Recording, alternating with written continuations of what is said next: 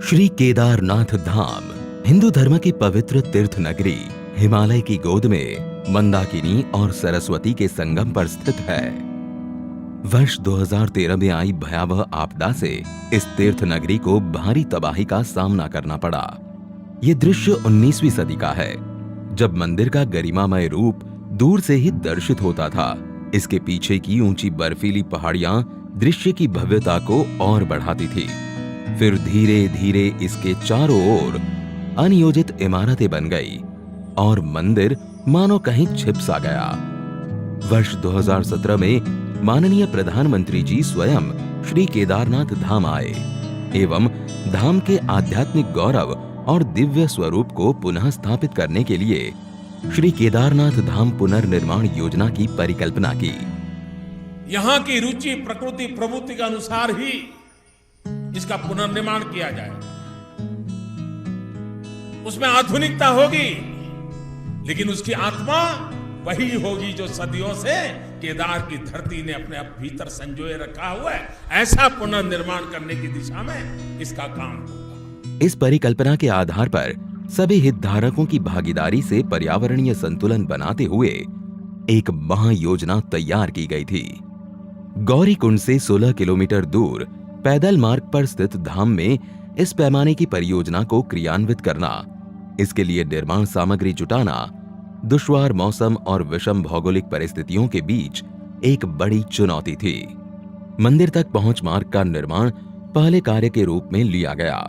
आपदा से पहले मंदिर परिसर में 10 फीट संकरे गलियारे में स्थित कई भवन क्षतिग्रस्त हो गए थे और 30,000 टन मलबा चारों ओर फैल गया था। इस मलबे को 840 फीट सीढ़ीदार मंदिर गलियारे के रूप में विकसित किया गया। इसका निर्माण क्षेत्रीय कारीगरों द्वारा 20,000 स्थानीय उपलब्ध पत्थरों का उपयोग करके किया गया। 2 नदियों के संगम पर स्थित इस 104 फीट व्यास वाले आगमन प्लाजा का निर्माण वृत्ताकार रूप में 51,000 स्थानीय पत्थरों का उपयोग करके किया गया है। वहीं मंदिर प्लाजा का निर्माण 4,340 वर्ग मीटर क्षेत्र में 15,200 स्थानीय पत्थरों से किया गया है। बाढ़ से सरस्वती और मंदाकिनी नदी के किनारों के साथ बह गई भूमि के पुनर्ग्रहण तथा बहुस्तरीय बाढ़ सुरक्षा कर मंदिर परिसर को एक द्वीप के रूप में बहाल करने के लिए दोनों नदियों पर बाढ़ सुरक्षा दीवारों का निर्माण कार्य किया गया। आपदा से क्षतिग्रस्त हो गए तीर्थ पुरोहितों के आवासों के पुनर्निर्माण का कार्य चौथे कार्य के रूप में लिया गया।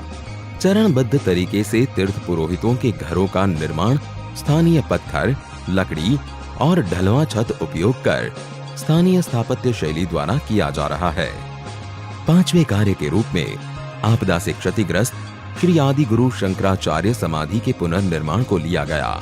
ऐसा भव्य दिव्य आदि शंकर का वो स्थान बने, उनका समाधि स्थल बने, और वो भी ऐसे बने कि आदि शंकर का स्थान केदार से थोड़ा सा भी अलग हुआ ऐसा अनुभव न करे। समाधि तक पहुंचने के लिए ये भूमिगत रचना, जिसमें स्मारकीय दीवारों के बीच चलकर जाना तीर्थयात्रियों को एक अनूठी यात्रा का अनुभव प्रदान करता है। मूर्ति के दर्शन कर चिंतन पथ पर चलते हुए ये यात्रा पर्वतों और विहंगम दृश्यों के दर्शन के साथ समाप्त होती है। इन 5 कार्यों का लोकार्पण आज किया जा रहा है। इसी के साथ लगभग 185 करोड़ की लागत से निर्मित हो रहे विभिन्न विकास कार्यों का शिलान्यास भी किया जा रहा है, जिनमें प्रमुख है मंदाकिनी एवं सरस्वती नदियों के तट पर स्नान और धार्मिक अनुष्ठानों को सुगम करने हेतु विशाल संगम घाट का निर्माण, धाम में यात्रियों के सुविधार्थ यात्री सुविधा केंद्र, रेन शेल्टर, जलपान गृह आदि का निर्माण, कुशल तीर्थ क्षेत्र प्रबंधन हेतु पुलिस स्टेशन एवं कमांड एवं कंट्रोल सेंटर का निर्माण, किसी भी अप्रिय घटना एवं विषम भौगोलिक परिस्थितियों में यात्रियों को चिकित्सा सेवाएं उपलब्ध कराने के लिए एक अत्याधुनिक चिकित्सालय का निर्माण किया जा रहा है, जिसमें आपातकालीन सेवाएं, ऑपरेशन थिएटर, ICU आदि की सुविधा होंगी। ये निर्माण योजना मात्र भौतिक सुविधाओं को ध्यान में रखकर नहीं, वरन इस स्थल की लौकिक व तीर्थ यात्रियों की आंतरिक ऊर्जा को पुनः जागृत करने का एक प्रयास है।